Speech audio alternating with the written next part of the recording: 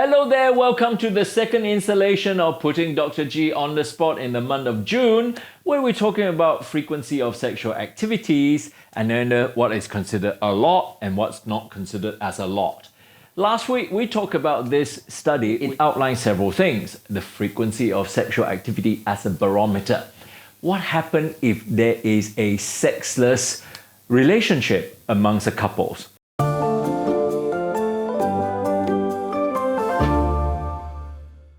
In fact, a lot of health experts actually call having sex less than 10 times a year is contemplated as a sexless relationship. So how common is it? In the States, there are some studies that highlight that it can be 1 in 5 couples actually experience sexless relationship. So what exactly happened? So there is a psychological and also there is a physical reason why people are having sexless relationship.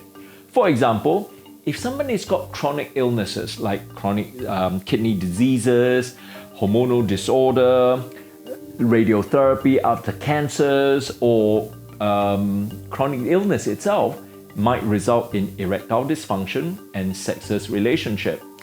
However, in a common relationship viewpoint, there may be conflict. For example, relationship itself might actually have problems as far as it comes to money, raising up children, and also infidelity. And all these create tensions, and that tensions create disparity in the sexual needs. So whenever there's a sexless relationship, the first thing people tend to ask is that will it cause any physical harm to the body, especially in men?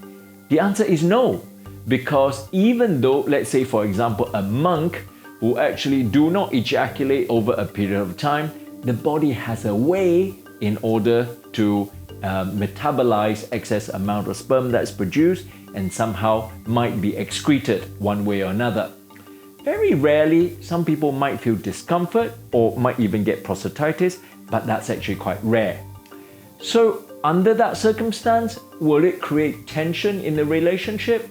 The answer is maybe. So if this disparity in sexual desire actually is acceptable because the couple itself has other ways of appreciating, enjoying each other's relationship, then this disparity of one person don't want sex or both person don't want sex is actually not an issue at all. However, when there's a disparity with one needing more and the other is not needing it, that itself will create a tension. And the best way to deal with it is open communication in order to see what are the ways that everyone can meet halfway and actually satisfy each other's sexual appetite. Next week, we're going to talk about excessive sexual activity. Will that actually have an impact on adversity of your physical health? Then you need to stay tuned for next week's Putting Dr. G on the Spot.